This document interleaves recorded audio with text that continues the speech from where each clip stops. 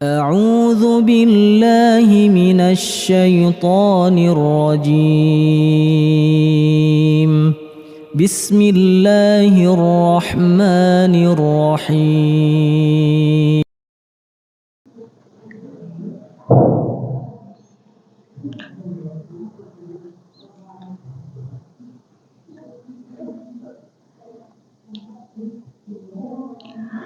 Bismillahirrahmanirrahim.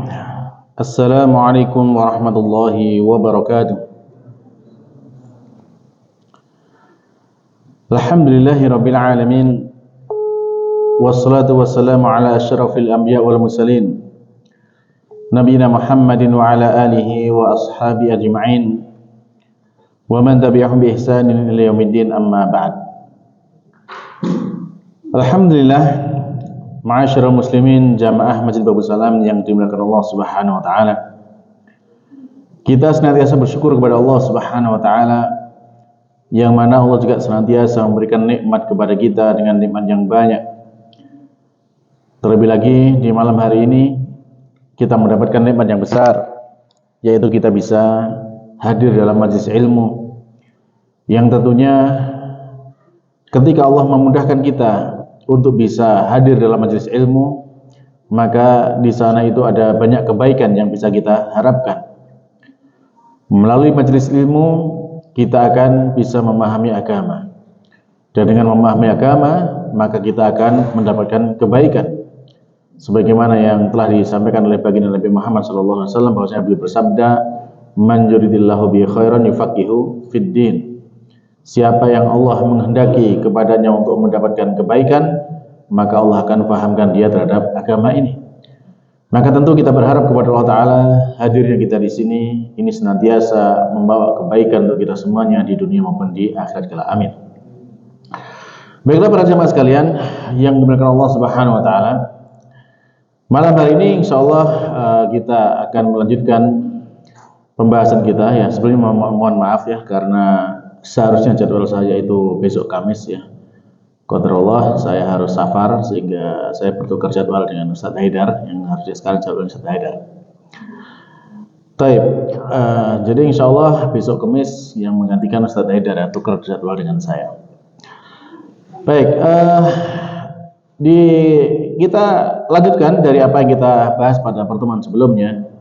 Sekarang kita masuk kepada surat yang baru ya, surat Al-Kautsar. Dari tafsir amma yang kita ambil faedah dari apa yang disampaikan Fadilatul Syekh Muhammad bin Shalih Al-Utsaimin. Baik, di dalam surat Al-Kautsar Allah Subhanahu wa taala berfirman, A'udzu billahi minasy syaithanir rajim. Bismillahirrahmanirrahim. Inna a'tainakal kautsar fasholli li rabbika wanhar inna syani'aka huwal abtar. Ya, semoga Allah Ta'ala memberikan keberkahan kepada kita dari apa yang kita dengar dari firman Allah Subhanahu wa taala. Amin. Para jemaah, kita masuk di surat Al-Kautsar. Surat Al-Kautsar ini surat yang paling pendek dalam Al-Quran, hanya 3 ayat dan ayatnya pendek-pendek.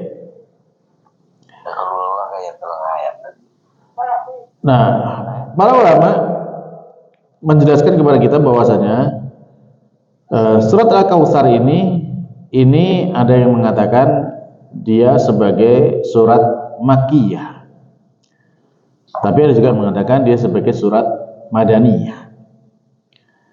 Apa bedanya antara surat Makkiyah dan surat Madaniyah? Apa bedanya?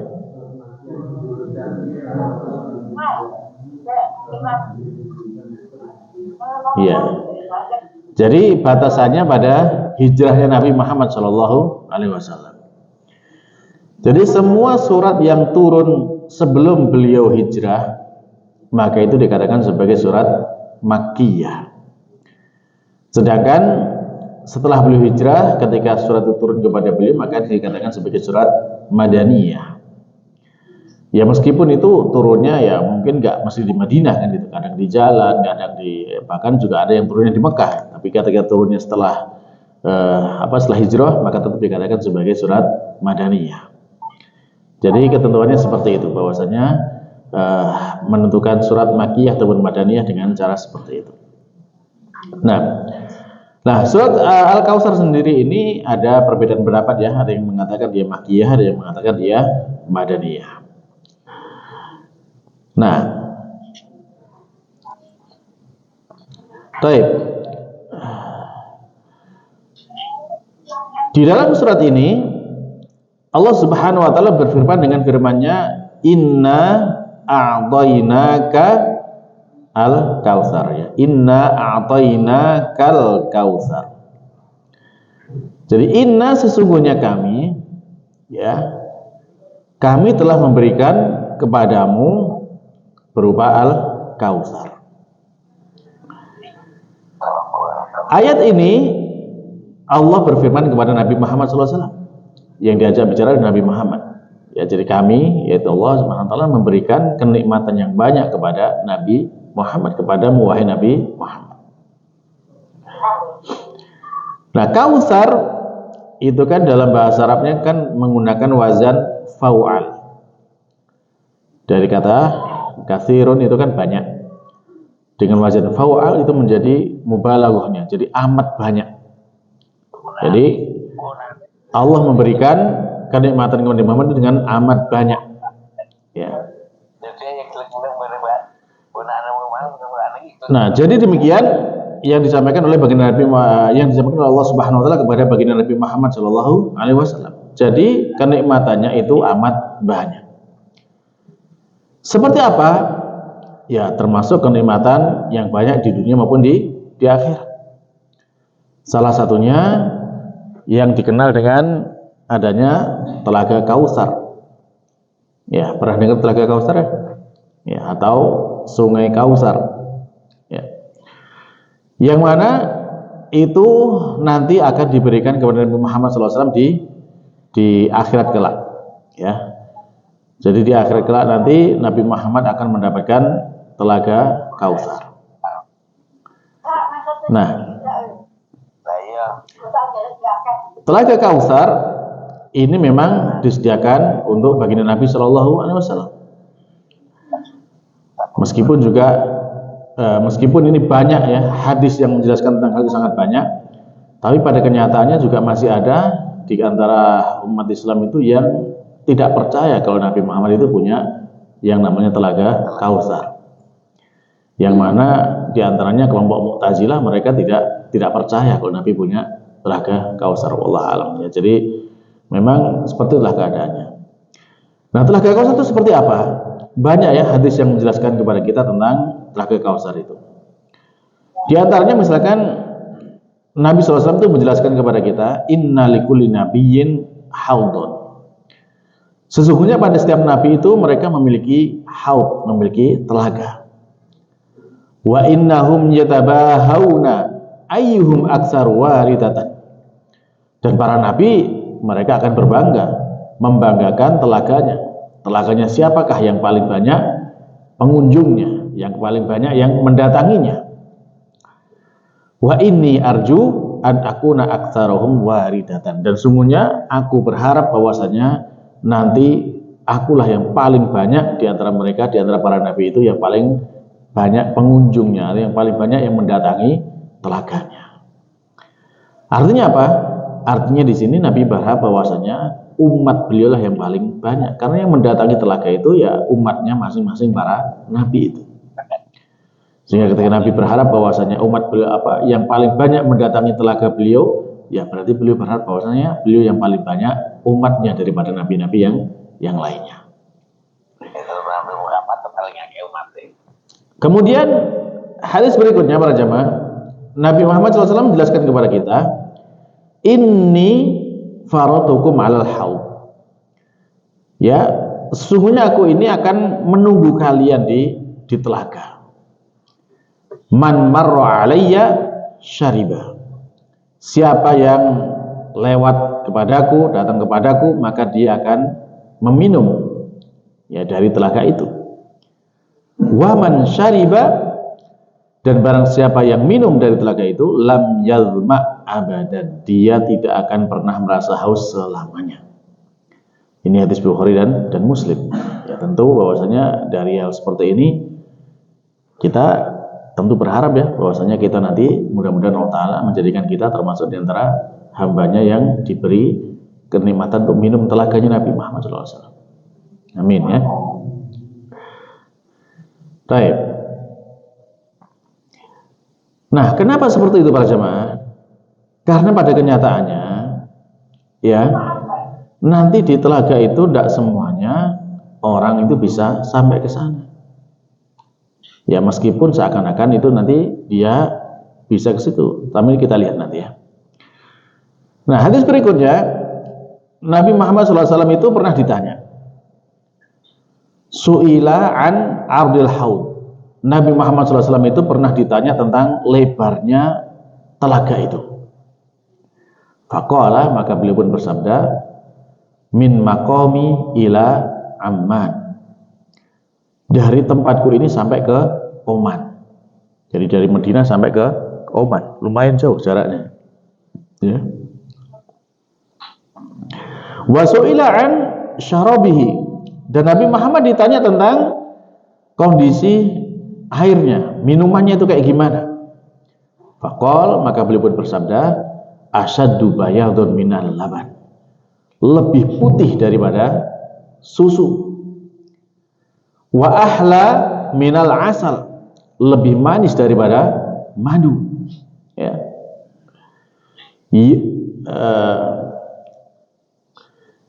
Kemudian yaghuttu fihi mizabani yamuddanihi minal jannah. Lalu kemudian di sana ada memancar dua pancuran. Memancar dua pancuran yang terhubung sampai ke surga. Jadi dari ini sumbernya berarti dari surga yang kemudian mengalir ke keluar pancuran airnya di telaga itu. Ahaduhuma min dhahab, salah satunya itu dari emas, wal akhar min wariq, dan kemudian satunya lagi dari perak. Nah, ini termasuk di antara istimewanya ya telaga yang dimiliki Nabi Muhammad SAW. Jadi airnya itu lebih putih dari susu, rasanya lebih manis daripada madu. Nah, terus di sana ketika kita mau minum kan mesti disediakan alat minumnya kan gitu ya. Seberapa banyak alat minumnya itu? Maka diriwayatkan dari Nabi Muhammad SAW bahwasanya beliau menjelaskan kepada kita, haudi masiratu sahrin. Jadi telagaku itu lebarnya sejauh perjalanan selama 1 bulan. Luas ya, 1 bulan kita berjalan itu lebarnya telaga itu. Ma'uhu abyadu minal laban, airnya lebih putih daripada susu. Warihuhu atyabu minal misik, sedangkan aromanya itu lebih wangi daripada minyak misik. Ya, kita tahu minyak misik ya minyak yang paling wangi ya. Wa kizanuhu kanujumis sama, sedangkan gayungnya itu ya seperti bintang di langit, saking banyaknya, jadi nggak bisa dihitung banyaknya itu. Nah, jadi itulah yang menunjukkan betapa telaga ini luar biasa ya. Jadi tadi apa aja di antara keistimewaan telaga itu?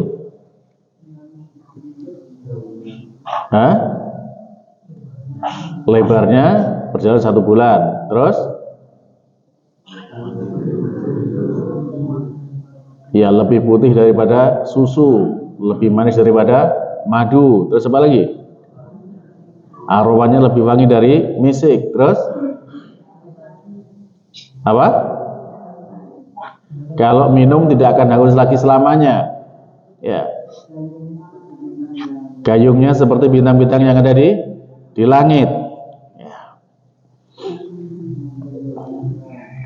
Taib. Kalau di dalam tafsirnya Ya, Imam Ibnu Katsir juga dijelaskan di sana, di antara termasuk lantainya itu dengan permata atau mutiara gitu kan, dengan kemah-kemahnya itu banyak. Silakan bisa dirujuk di tafsirnya Ibnu Katsir ya. Di situ banyak dijelaskan bagaimana sifatnya sungai dan telaga Kausar ini. Ya. Baik.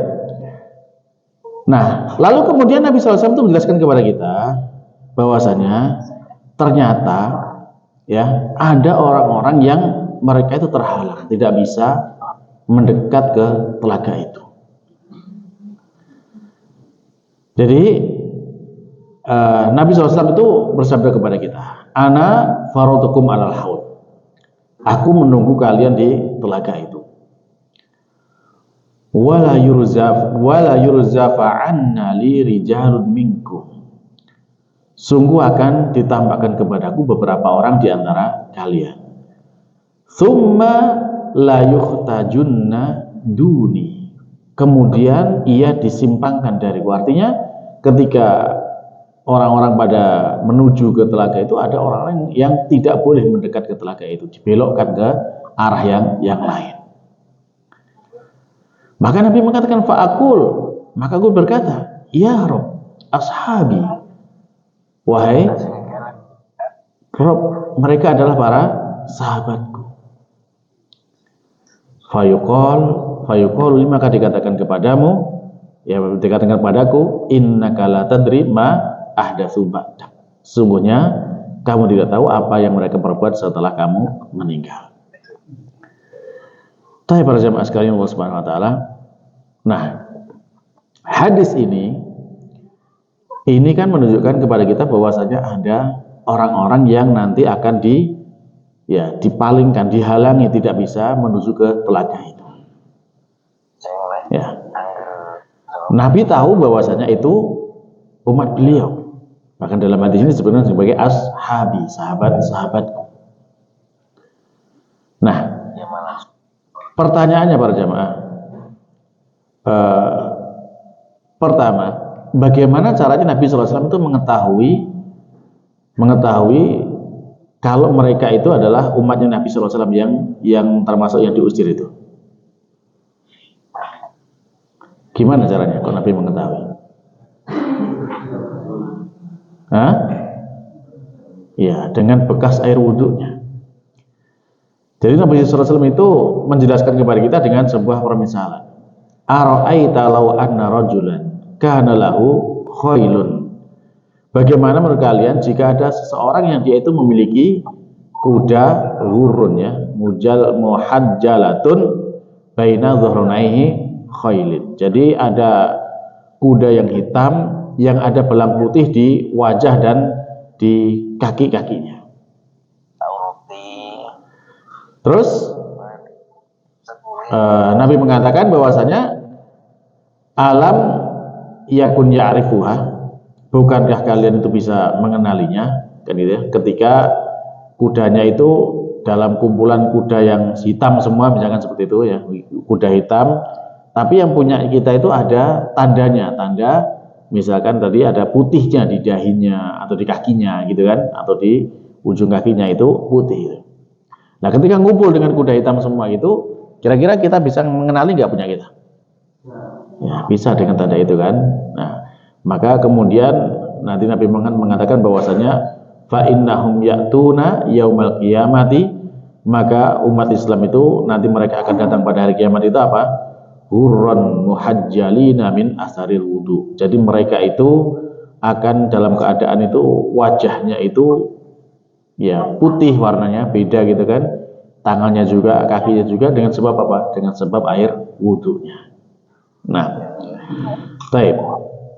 Nah, itu yang pertama, bahwasanya Nabi bisa mengenali dengan bekas air wudhu yang ada di kita. Nah, lalu kemudian kenapa kok mereka dihalangi? Mereka punya wudhu, mereka ada bekas wudhunya, berarti umat Islam, sholat kan gitu kan. Tapi mengapa mereka kemudian dihalangi untuk sampai di telaga itu? Kenapa para jemaah?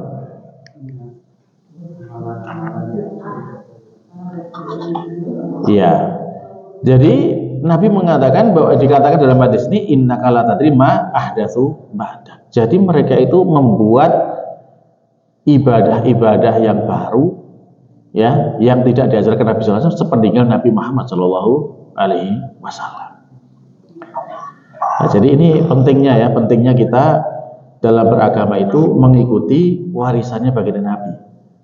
Dalam beribadah itu kita mengikuti ajaran yang diajarkan oleh baginda Nabi. Tidak kemudian kita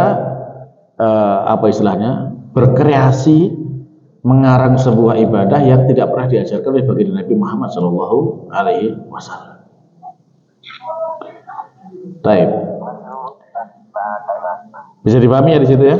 Jadi dalam kita beragama ya kita hanya mengikuti ajaran Nabi Muhammad sallallahu alaihi wasallam. Tidak boleh kita mengarang-arang ya dalam ajaran yang lainnya. Lalu kemudian pertanyaan para jamaah, Nabi tadi mengatakan ya Rob ashabi, wahai Rob mereka adalah para sahabatku. Ungkapan ini ada yang salah memahaminya, yaitu kelompok sesat Syiah. Kelompok sesat Syiah mereka itu kan tidak percaya kepada hadis ya. Hadis yang diriwayatkan dari sahabat kan tidak percaya. Ini kan diriwayatkan dari sahabat Abdullah bin Mas'ud dan diriwayatkan oleh Imam Bukhari kan gitu ya. Secara umum mereka itu mengingkari hadis-hadis selain dari Ali kan gitu ya. Selain dari Ali, mereka nggak percaya dengan hadis. Tapi ketika mendapati hadis ini mereka pakai. Alasannya apa? Karena hadis ini cocok dengan akidah mereka. Apa itu cocoknya? Jadi cocok logi gitu, bukan cocok beneran. Jadi mereka menganggap bahwasanya sepeninggal Nabi Muhammad SAW itu semua sahabat adalah murtad, kecuali ya 4 sahabat itu kan Ali, Fatimah, Salman, itu yang tidak murtad kan gitu. Dalam akidahnya Syiah kan gitu. Sehingga di sini lah ini buktinya hadis Nabi mengatakan itu sahabatnya kok nggak boleh nggak boleh datang ke telaga. Berarti menunjukkan bahwasanya mereka sahabat-sahabat ini berbuat bid'ah gitu kan, berbuat hal-hal yang mengubah agama Nabi Muhammad SAW. Jadi mereka menganggap klaimnya mereka ini sebagai bukti sahabat mengubah agama Nabi Muhammad SAW. Nah, apakah benar demikian Pak Jamaah? Tentu tidak. Ya, tentu tidak.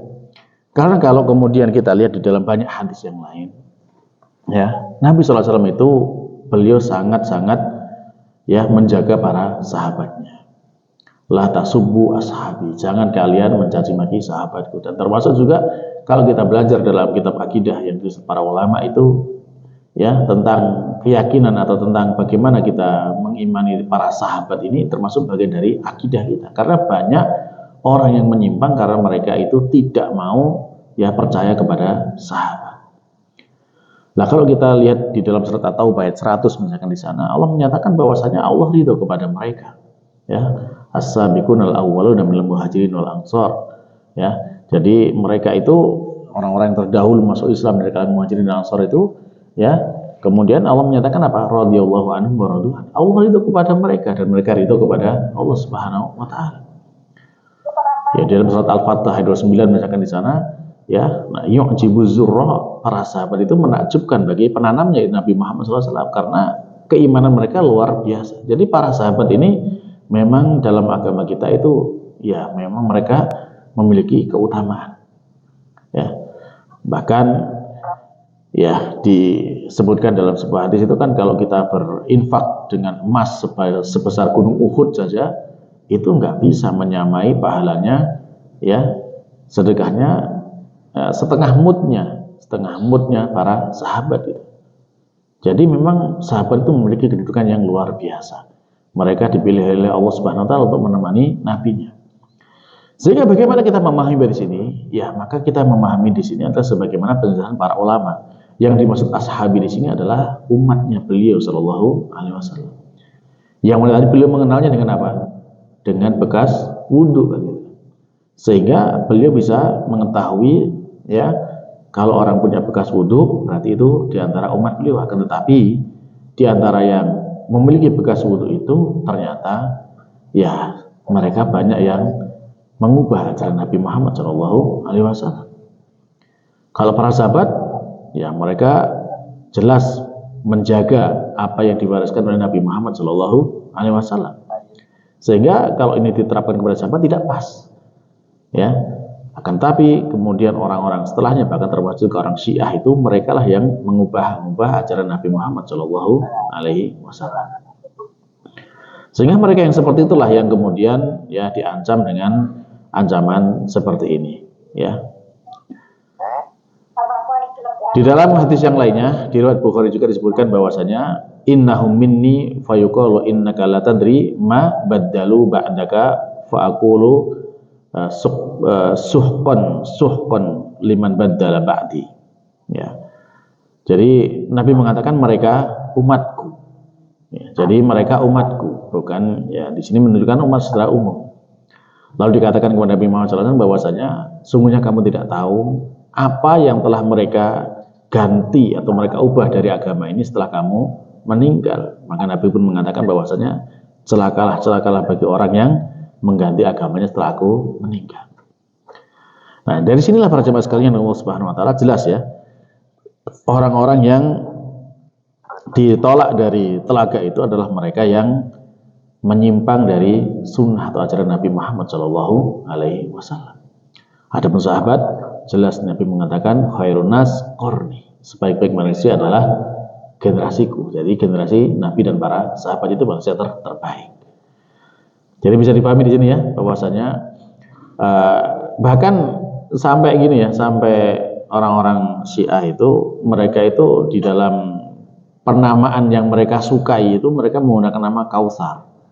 Ya kadang sekolahnya ada namanya Kautsar atau apotek Kautsar atau apa Kautsar, dengan harapan apa? Karena mereka menggunakan hadis ini untuk menunjukkan bahwasanya ini loh buktinya sahabat itu mengubah agama Nabi Muhammad SAW. Padahal bukan demikian. Tidak demikian, ini nggak benar ya. Baik, bisa dipahami di situ ya. Nah, bagaimana kemudian kita memahami siapa yang tertolak dari telaganya Nabi Muhammad SAW. Ya, baik.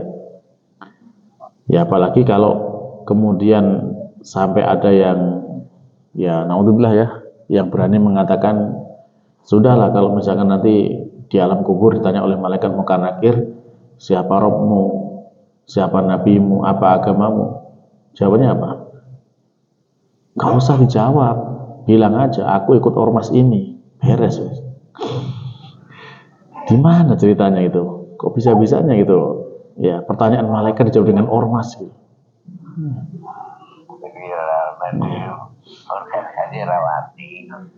Iya, makanya itulah ya kemudian naudzubillah ya. Dan seperti itu diajarkan gitu kan. Seperti itu diajarkan naudzubillah. Jadi itu kan termasuk hal-hal yang ya tidak benar kan, mengganti ajaran. Kan jelas hadisnya kan ditanya man rabbuk ya. Sebenarnya bahkan ya itu pun ya ditalkinkan gitu kan ketika apa namanya? Ada orang meninggal ditalkinkan seperti itu. Kenapa kemudian kalau dia itu sudah ditalkinkan seperti itu ya masih diajarkan dengan ajaran yang menyimpang gitu, diganti dengan menyebut nama ormasnya ya, naudzubillah min dzalik. Nah ya begitulah para jamaah sekalian yang Allah Subhanahu wa taala. Kita lanjutkan ya. Jadi kita kembali kepada surat Al-Kautsar. Jadi inna a'tainakal kautsar. Sesungguhnya kami telah memberikan kepadamu yaitu kebaikan yang sangat banyak.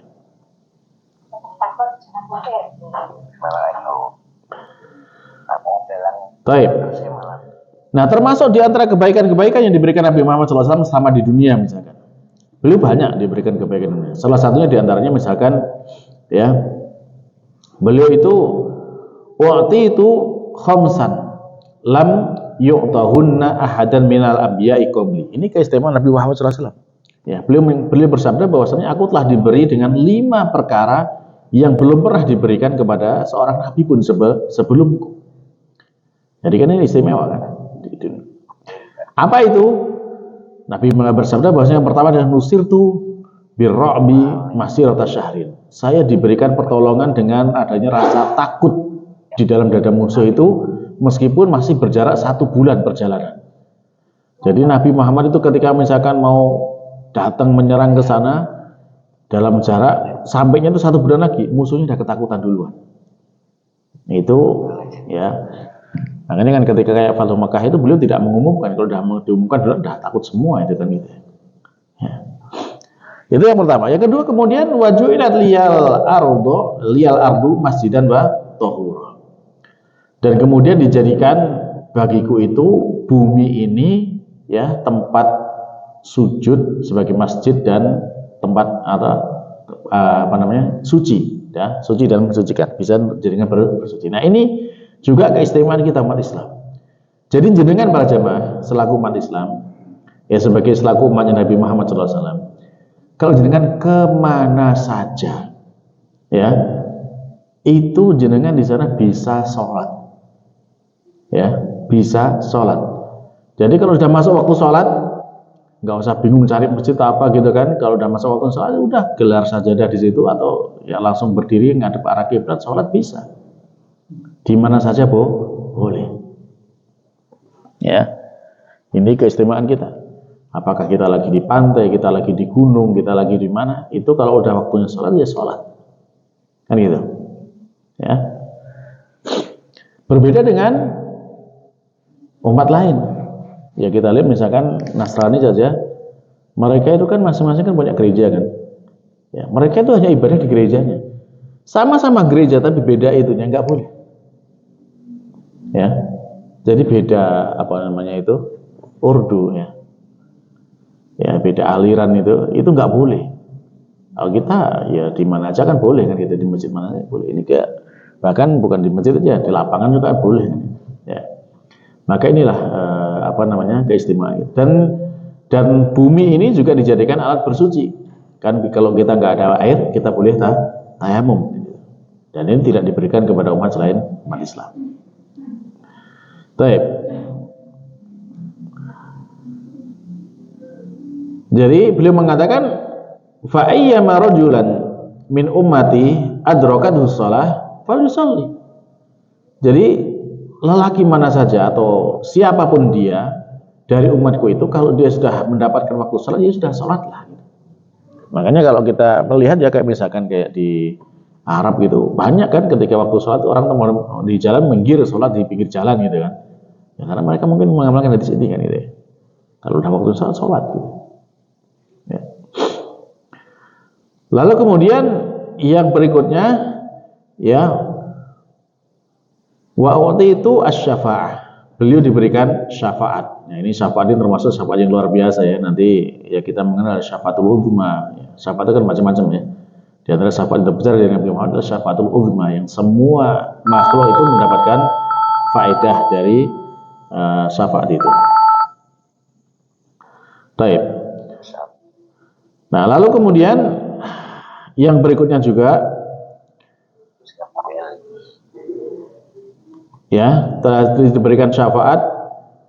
Lalu beliau wa uhillat li al-maghanim, dihalalkan bagiku ghanimah. Nah, ini juga berbeda dengan umat sebelum Islam.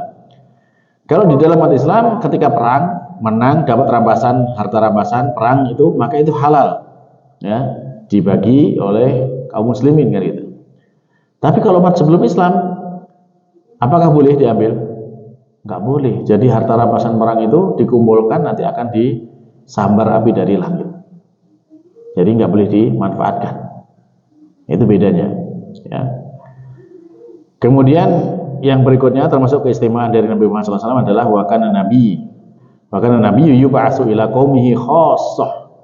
Dulu para nabi itu mereka diutus hanya kepada umatnya saja, khusus ya.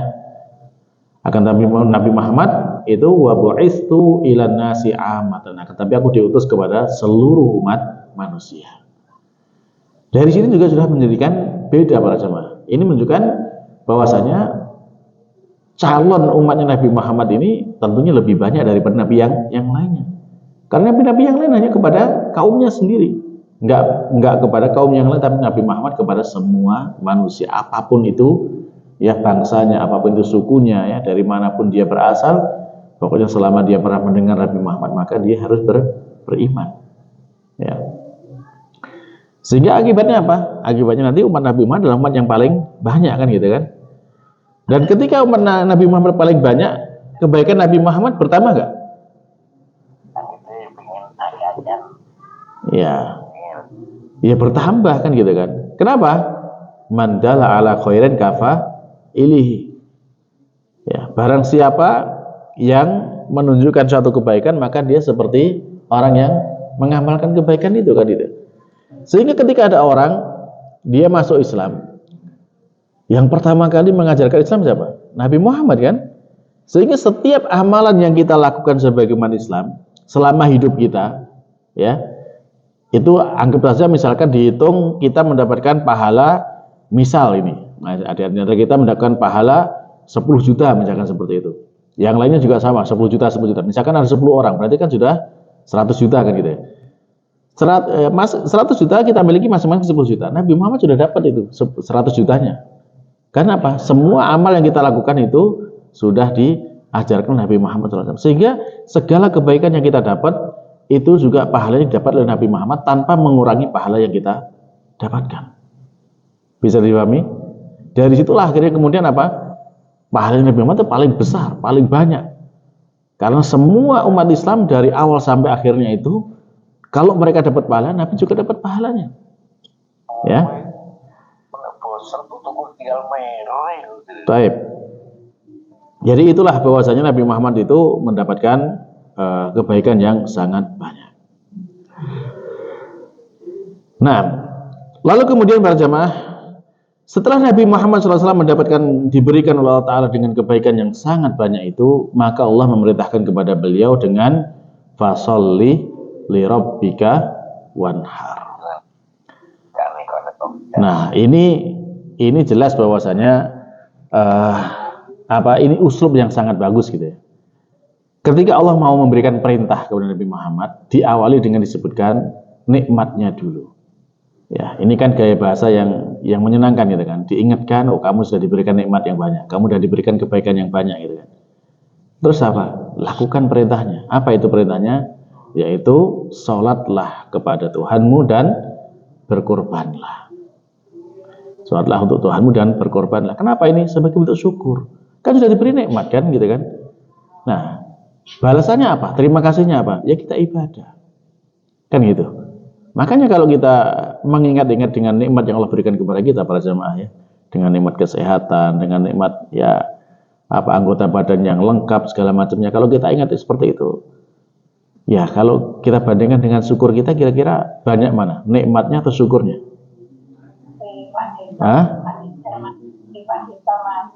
Ya, banyakan nikmatnya kan gitu kan. Syukurnya kurang gitu ya. Tapi pada kenyataannya manusia itu banyak ngeluhnya atau banyak syukurnya? Banyak ngeluhnya gitu kan, banyak sambatnya. Padahal nikmatnya sudah banyak, syukurnya kurang kan gitu kan. Tapi pada kenyataannya masih banyak yang sambat. Karena apa? Suka dilupakan nikmat itu. Makanya selalu kita ingatkan kan setiap dalam awal majelis kita bersyukur kepada Allah Subhanahu wa taala atas nikmatnya. Nikmat pun banyak gitu. Ya, kalau kita mau menghitung nikmat Allah nggak bisa kita itu saking banyaknya nikmat itu. Tapi syukurnya kapan? Itu masih sangat sedikitnya. Termasuk bentuk syukur adalah sebagaimana contoh di sini adalah fasolli li rabbika wanhar. Maka sholatlah untuk Tuhan. Sholat di sini sholat secara umum para jemaah. Ya, sholat wajib itu tentu harus gitu kan 5 waktu. Nah terus kemudian juga ditambah dengan sholat sunnahnya. Ya, kenapa kok perlu kita tambah dengan sholat sunnah? Ya karena kalau kita sholat wajib para jemaah, apakah kita merasa bahwasanya sholat wajib kita itu sudah sempurna? Sudah sempurnakah sholat wajib kita? Belum, kan gitu kan? Sholat wajib kita itu banyak kurangnya. Kadang ada kalanya kita ketika sholat itu banyak mikir yang lainnya, kan gitu kan? Ya. Nah solusinya gimana untuk menambal kekurangannya? Ya dengan sholat sunnah tadi itu. Sholat sunnah makanya dianjurkan diperbanyak. Dan ingat, baginda Nabi Muhammad SAW, ya beliau itu di waktu malam sholatnya sangat panjang dan sangat bagus. sampai kaki beliau pecah-pecah gitu ya, saking panjangnya sholatnya kan gitu. Sehingga dikatakan oleh Bunda Aisyah bahwasanya wahai Nabi, sungguh engkau telah diampuni dosamu yang lalu dan dosamu yang akan datang. Kenapa sampai seperti ini sholatnya? Apa jawaban Nabi SAW? Apa jawaban beliau? Afala akuna abdan syakur. Bukankah aku, enggak bolehkah aku menjadi seorang hamba yang bersyukur? Jadi sholatnya Nabi itu sebagai bentuk syukur, termasuk di antara pengamalan ayat ini. Setelah disebutkan nikmat yang banyak, fasolli, sholatlah. Nah di sini para jamaah, kalau kita ya banyak-banyak sholat itu memang itu sebagai bentuk syukur kita kepada Allah Subhanahu Wa Taala. Ya khususnya kalau ini sholat disandingkan dengan kurban, berarti ya termasuk ini juga sholat id ya, sholat Idul Adha itu termasuk yang disebut di sini karena dia disandingkan dengan kurban. Fasholli li rabbika wanhar. Nah sebenarnya nahar ini adalah cara menyembelih hewan apa? Nahr itu cara menyembelih hewan apa? Unta. Ya, cara menyembelih unta itu dengan cara nahr. Caranya gimana? Jadi caranya itu nanti kaki depannya itu ditekuk gitu, diikat satu, ya, diikat. Ya kalau ini ke dalam itu diikat gitu. Setelah itu kemudian pakai pisau kecil gitu disenggek lehernya, seret gitu aja. Ditusuk terus ditarik gitu. Jadi gitu cara menyembelih unta. Namanya nahr. Ya, jadi berbeda dengan cara menyembelih sapi atau menyembelih kambing. Kalau menyembelih sapi atau kambing itu namanya dalam bahasa Arab itu dabah. Ya, jadi direbahkan, ya dihadapkan kiblat kemudian digorok lehernya itu namanya dabah. Jadi itu beda. Nah, kalau Allah menyebutkan di sini dengan wanhar, dengan nahr itu, kenapa? Ya, kalau kita lihat ya jelas bahwasanya hewan kurban yang paling mahal kan unta kan gitu kan. Ya disebutkan yang paling mahal menunjukkan yang paling utama kan gitu. Ya. Demikian juga ya unta ini juga menunjukkan bahwasanya nanti banyak kemanfaatannya kan untuk dibagikan karena nggak semua orang bisa beli daging unta kan gitu. Mahal daging unta kan gitu ya. Ya. Makanya ketika disebutkan yang paling disebut nahar ini menunjukkan ini paling mahalnya dari hewan kurban tersebut. Baik. Dan Nabi Muhammad SAW waktu haji wada, ya beliau berkorban dengan 100 unta. Ya, beliau berkorban 100 unta. Unta mahal sekali ya, unta mahal. Dan kemudian beliau menyembelih sendiri itu sebanyak 63 ekor disembelih sendiri, dan sisanya diserahkan kepada menantu beliau yaitu sahabat Ali untuk menyembelihnya. Jadi inilah yang kemudian dilakukan oleh Nabi Muhammad dalam mengamalkan perintah ini. Fasholli li rabbika wanhar. Lalu kemudian Allah menutup surat ini dengan menyatakan dalam firman-Nya, Inna syani'aka huwal abtar. Nah ini lawan daripada ayat tadi, ya ayat sebelumnya. Jadi inna sesungguhnya syani'aka, orang yang membencimu, orang yang memusuhimu atau orang yang murka kepadamu itu, ya, itu mereka itulah yang terputus dari kebaikan, abtar, terputus dari ya kebaikan gitu. Kenapa? Karena dulu Nabi Muhammad SAW itu kan ketika punya anak laki-laki, ya, maka putra-putra beliau itu semuanya meninggal waktu masih kecil. Yang pertama siapa namanya? Al-Qasim. Ya, Al-Qasim meninggal waktu masih bayi. Lalu yang kedua, Abdullah. Ya. Yang ketiga, Ibrahim. Ya. Semuanya meninggal waktu masih kecil, masih bayi, gitu. Nah, sehingga orang-orang yang tidak suka kepada beliau atau orang-orang kafir itu mengatakan Muhammad abtar. Kenapa? Karena dia nggak punya keturunan laki-laki, jadi terputus kebaikannya.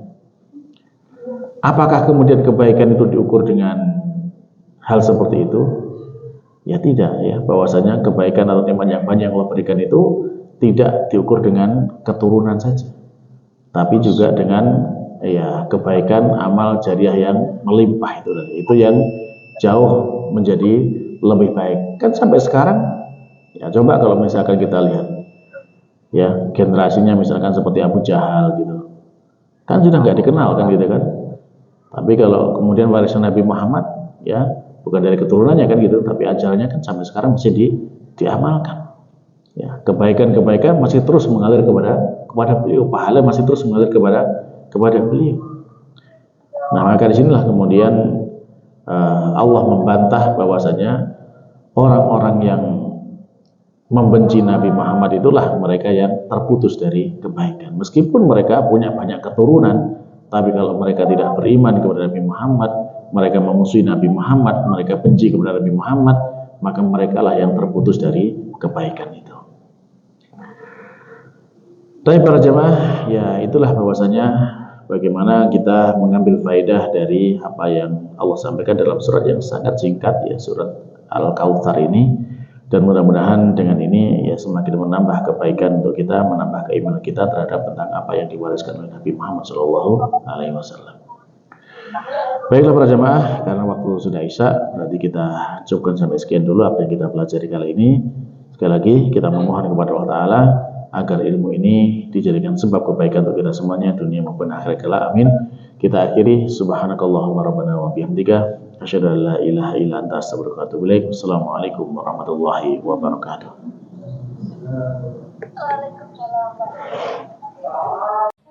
لئن شكرتم لأزيدنكم